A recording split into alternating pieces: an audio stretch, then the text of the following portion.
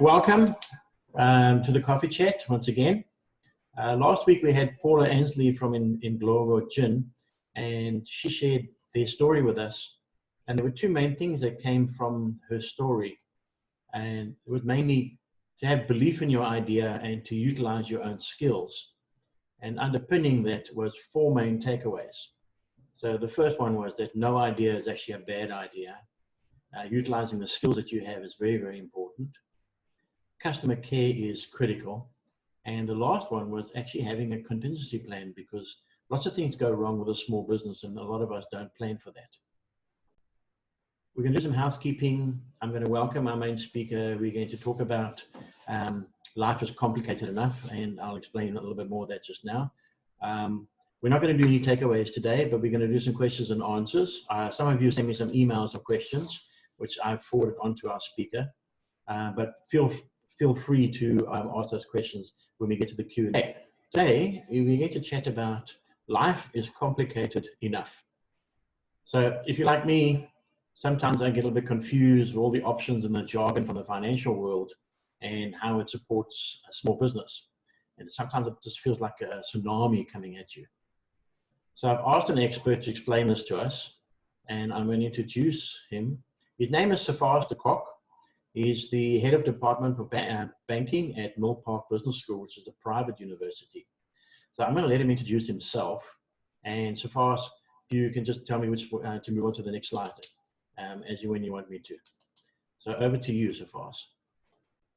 Thank you very much for the opportunity to be always a guest. And today I'm still a guest of the coffee chat. It's really a wonderful idea, and congratulations on you, Richard, for starting it, and all your, let's put it, co-partners that is part of that.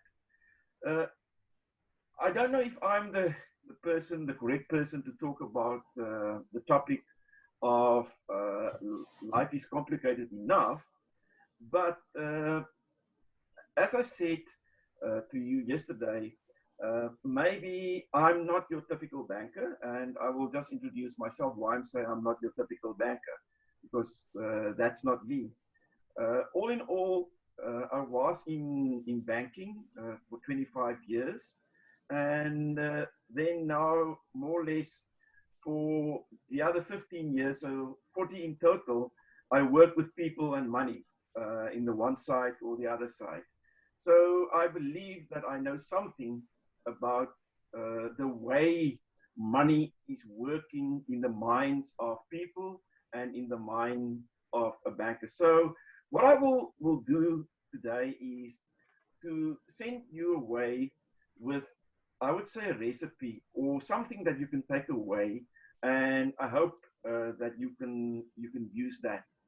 If you think I'm here to say to you that I've got lots of money, you knock on the wrong door, because my question to you is, why are we all here today? And why are we attending more and more of these chats and discussions to hear something? And I think, and I don't want to answer on your behalf, but I think we are looking for hope. We want to see camaraderie, and we want to feel better. But what is in the inside of our own minds? And I believe in the inside of our own minds is, it's all about money. Either you have too much money, or you have enough money, or you have no money, or you have a lot of debt, or you want some money, and or you want to lend money. That's why we're here as a secondary reason. Otherwise, we would not sit here. We would do a lot of other things. And I'm not saying money is the be-all and the end-all of life, but it's a very convenient tool to enjoy the rest of your life. So my first slide there is inside the mind of a banker or financier. And please go on to the next slide, Richard. What I normally say to people is, to get credit or finance is very easy. You must just go and ask for it. And you can see there, it's a little picture of a house. And we all think that with all the sources available, you must just go to the bank, you must just ask, and they will give it to you. But the question is, and maybe some of you have already experienced that, is it that easy? And I want to show to you what is in the mind of a banker or financier, because if we know what's inside the minds and how they think, then it's easier to interact with them, and we can produce, or we can deliver them the things that they are asking for. You can move on. So what you will see there is, I said to you that the first thing, debt breed like rabbits. That's a fact. So, and I'm not saying the people that are here has debt, but debt breed like rabbits. You start off with 100,000 Rand debt, and with all the interest that is creeping and the fees, tomorrow it's 150,000 Rand, 200,000 Rand, and then there's a knock on your door. To move on. The second fact is, what you will see there are only two ways to get out of a debt spiral. That's the last that I talk about debt. You must earn more, or you must spend less. There is no other recipe. There's various ways that you can earn more or make money, and there's various ways that you can spend less. But it's hard work. Otherwise, the debt spiral will just increase and it will go ballistic. Next slide, please. So maybe you've never seen what is the function of a bank. And our friend Bob Hope said, a bank is a place that will lend you money if you can prove that you don't need it. And now you can say, but I've never experienced it like that. Maybe you've experienced it not like that, but I can guess, and my guess is that more than 90% of people think they could go to a bank or financier and it's easy. If I'm wrong, then please prove me wrong. Can I just ask a quick question, and that is, how did you experience go to a bank and ask for credit or for money or for finance? Was it easy or was it very difficult?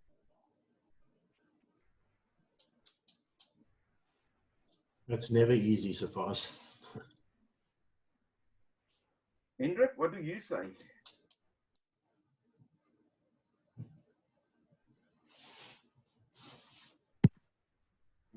Yeah, I think unless you've got a great grandmother that you can put up a surety, you're in trouble. All right. Van der Spy, you?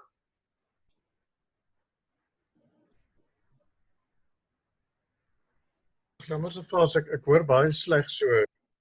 Kan ek weer vra? Hoe het jy dit gevind om na 'n bank toe te gaan? Is dit maklik om geld te leen of met hulle te gesels? Of hoe het jy dit gevind? Nou praat jy van baie lank terug. Dit was maklik, ja. Baie maklik. Ek weet nie hoe dit nou sal gaan nie. Good. You are then one of those people that are here today because you have a lot of money, and maybe we must all team up and go to you so that we want to understand that. So what I will do now is, and you can just write down 3 words or 2 words that all financiers and all banks actually have a test, but they never tell you about the test that they have. And it's a creation of myself. I call it the hurdle test. And I can tell you, if you don't pass the hurdle test with a bank or with a financier or with a friend or with a venture capitalist, you will not get money. So I will give you the recipe is how you can actually work and how can you pass the hurdle test. Richard, you can move, please. And the hurdle test is actually, it consists of 3 parts. And it is the customer or the client that comes to the bank or goes to the bank. There is repayment ability, and there is security or surety that they will ask. And then it's you in the middle. And then you want to have a product or a service. It seems very easy. Right. What is the first thing that they will do? The first thing is they will ask you, because they want a yes on all 3. And if you skip the first one, then you know you will not even pass the repayment ability or surety or security. So what is then the customer or the client? You can move on, please.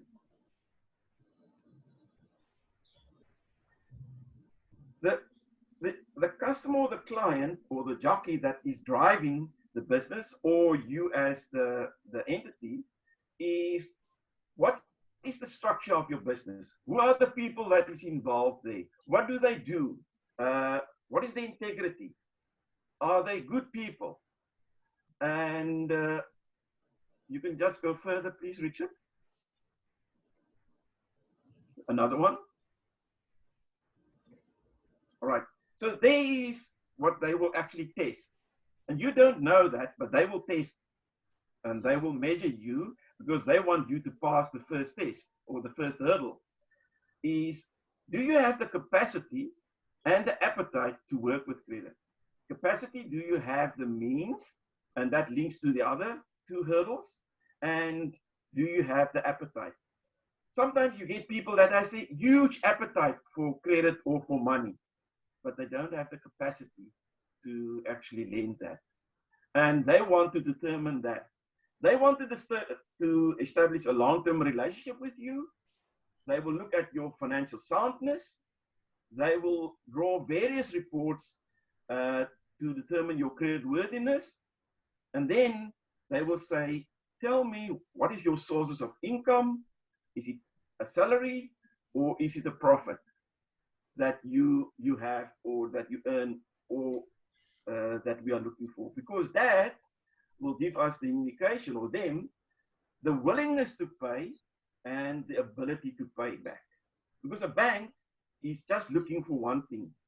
If this credit or this client is going sour or bad, how can I get my money back? The first problem is with most of the jockeys, and I don't know you people, but if you have a business, they will ask you, prove to me that you earn a salary. And then you say, but I don't have a salary slip because I take profits or I declare dividends. What do you think is happening in the minds of the banker? They will actually say, jockey, not okay. So they just make a mental note and say, jockey, not okay, because most of the banks doesn't understand an income other than a salary slip, or where you have financial statements, or where you declare profit. So that's the first light that goes up. That is actually, let's call it, make it an amber light, is what is your current position, what is your historical position, and what is your future position. So, but let's make the assumption, jockey is okay, I like you, you're fine. This is not like in the olden days. If you were a policeman, the headmaster of the school, you were a dominee or a priest, you will be Jan or Tannie Sunny, or you will be the mayor, jockey okay, and we will lend you money. Because it was a trust relationship, that's gone. A name doesn't, and a position doesn't mean anything to a bank. You can move on, please, Richard. So as I said, you've passed the jockey okay. So the next thing that they will ask you is you must prove to me the repayment ability of the lending or the loan or the credit that I want to lend to you. And now you will see it comes back. Please tell me, how will you pay me back as the banker, the financier, the venture capitalist? So what is the sources of income? Again, is it a salary or profit or dividends, or where does it come from? And if you provide that, then they will ask, but I want to see your cash flow.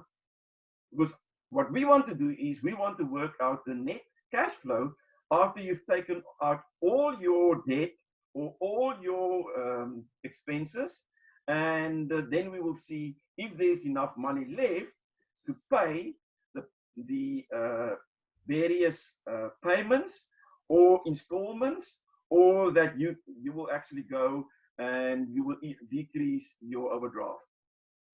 Because they want to see the ability to pay or the willingness to pay. And what is the main driver for that is your income statement, or the latest word is the statement of comprehensive income. Now, the question is, in these days, with the COVID problem and with businesses that is severely under strain, what happened to the cash flow of most businesses? It's going down. So if you look at the trend of what's happening, do you think a banker will currently say your repayment ability is good? So they might say, all right, we're not sure, jockey okay, maybe repayment ability okay. Move on, please, Richard. Then they will come to the third hurdle and they will say, but there's one more that we must test. And that is actually the surety or the security, because if you cannot pay me, what can I take back? So that I can sell that on your behalf and then I get my money back. So firstly, they will look and say, what security can you offer me on your own? What is the assets that you have on your own? And we all know that we are very clever these days. So most of our assets is in a trust or in a company. And I don't have assets for various reasons, for inheritance or for future financial planning or for the tax man. There is not a lot of assets in my own name. So what is the outside sources that you have that can actually, or where is then all your assets that you built up? Is it in the company? So if it's in the company, I will see it in your balance sheet, or I will see it in the statement of financial position. What types of security do you have? Is it fixed security or movable security? No, I don't have a home, but I've got 5 vehicles. What is the security value that the bank will bring out and say, if there's a fire sale, as they call it, if we had to sell out today, what will I get for 5 old bakkies or motor cars? Is there currently a market to quickly sell or sell your house? You might be in the computer business. Is there anyone that wants second-hand computer business or equipment? I don't know. But the bank always say there is some assets that has no security value, and the security value is the value that they put on an asset. And I can just give you an indication. If you say you have a home and it might be fully paid or paid off, the market value of your home might be 2 million. But what is the current security value is, and they will say, if we put it now onto a sale or we sell it, we will not get more than 1.5 million. Then in-house, there is still a further deduction, and they would say, in these days, we will we will actually say that your house is only 1.2 million of worth. Now you can see you started off with your assets, and now it's only 1.2 million. And then they put everything together and they say, what now? What can we do now? Because we want jockey okay, repayment ability okay, and security okay. And that's the big problem. That if you have not a repayment ability problem, they will normally catch you on the security problem or surety problem. If you have enough surety, and an example there is, the easiest example is, I've got the most beautiful Rolls-Royce motor car, it stands in my garage, but I don't have cash flow or money to buy the petrol. Then I've got a lot of security or surety, but no cash flow. And that might also be currently the situation of many people. I've got assets, I've got a factory, but my product doesn't sell. So there is operational mismatch between the cash inflow and the cash outflow. Move on, please. So what I've done there is, but now you can say, but I don't want it or to lend or get money in my own name. So all that you will see is, it is exactly the same as for company or business. The jockey is the person himself or you. In a company or business, that's the jockey or the driver, and you have a board of directors, and you have a CEO and the management or the senior management. They are the jockeys. The repayment ability in the form of a business, as I said previously, that is all your operational stuff, your income, your activities, the sources of income, your expenditure, the income statement, the cash flows, the taxes, the profit and loss, and the salaries or dividends. And then on the other side, you have your security, and in a security, you normally have corporate security, and you have assets that you have on your balance sheet.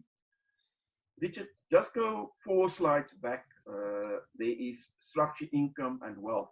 You don't mind. Thank you. So there is actually the hurdles that you must pass.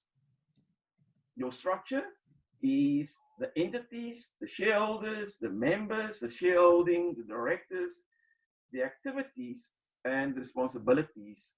If they are not happy with that, you will get a no. So jockey, not okay. Structure, not okay. And I can tell you, in most cases, they will not tell you the main reason, but they will tell you a lot of other reasons, but they're not open and honest. The reason is they don't trust you as the entity or the person that want to lend money or want the finance. And if jockey okay, they will move on to income. There is your repayment ability. The repayment ability is your operational activities, the sources of income, your cost to expenditure ratio, your income statement, your cash flows. Do you pay taxes? Do you make a loss? Your salaries, and then your dividends that will be part of your income. Jockey okay, then they will look at and say income or sources of income. Nothing that we can actually evaluate, because now you will have a financial statement. They normally on your financial statements is an item, and it's called drawings or intercompany loans or let's call it between directors. What do you think is the value for the bank or the financier of that kind of income stream? Virtually zero. So now you can say, but I've got audited financial statements. Yes, but a banker and a financier doesn't believe that audited financial statements is worth the paper that it is written on. Why? They would tell you, or they will never tell you, but they don't believe, because they believe that you and the auditors has actually sat down and you created your financial statements. Now the question is there a perception about balance sheets and income statements, rightly or wrongly? And they always believe that there is each one of us or each one of the businesses has the financial statements for myself so that I can see what is really happening in my business. There's a second set of financial statements. That is when I have to pay tax. That's totally different. Thirdly, there is one that I will take to the bank, and that's also totally different. So which one is the true financial statements? And I'm not saying it is not the same. All I'm saying is that's what a banker or financier or VC believe is that is the perception that they have. Lastly, in your balance sheet, that is your security value or your security that you have is how many companies do you have? Is it a company? Is it a listed company or is it a private company? Who are the shareholders? The type of assets that is in there. Is it an investment company or do you have investments? Is it a growth or holding company? And then what about your future generations and your estate planning that actually take all these three into consideration? And if you can pass all three of those, I would say, hurdles, then you can actually go with ease and you will get enough money from them. So we can move on to slide number 19, please.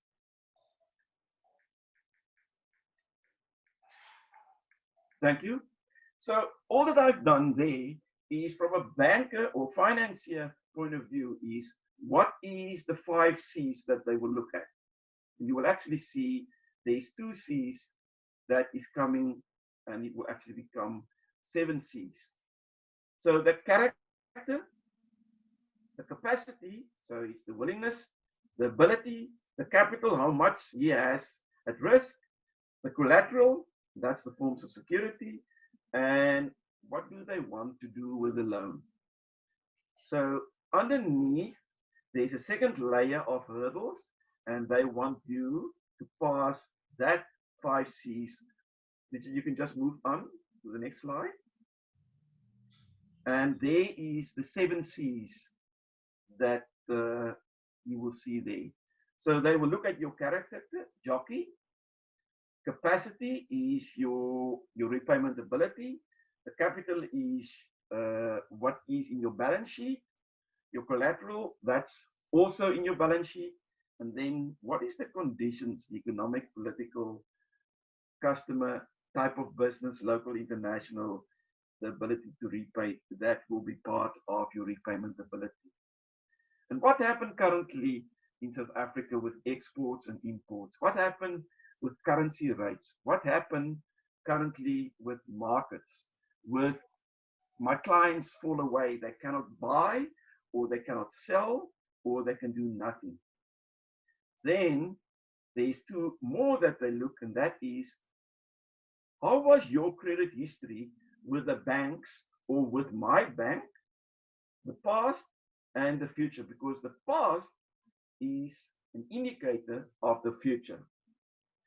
Previously, you could run from bank A to bank B, and I remember in 2000, make it mid-90s, where Absa was formed. There was the old Volkskas, United, Allied, and Trust Bank. And guess what? Many of the clients that Volkskas didn't want was sitting with Allied, United, and mostly with Trust Bank. There's a lot of trust bank clients that they don't want, that was sitting with Forskas. And many of them where Forskas didn't want to give them a home loan, or there was not money in those years. It was at the two building societies. And now you brought them all together. And what we actually see that it was the problem was then that it was a risk spread that was more than that. We can move on. I'm nearly finished. So for your own sake, you can just work through that. That is the process how they will actually look at the hurdles, and you can look at that. You can move on 2 slides to the house, please, Richard. So to get credit or finance is very easy. You must just ask for it. No, it is not easy. And you can move on to the next slide, please. And what do you see there? That is, to get credit or finance today is virtually impossible, because the previous slide showed what I have in mind when I go to the bank. I want credit, and my house was just a very simplistic house. This is how a banker, a financier, a partner is looking at credit, and this is just the 2 pictures. Can you see the difference and the detail that they are looking and what we believe? Thank you very much. I hope it gives you a kind of the mind of the banker, the financier, anyone that you want to invest in your business. It was a pleasure to. We'll see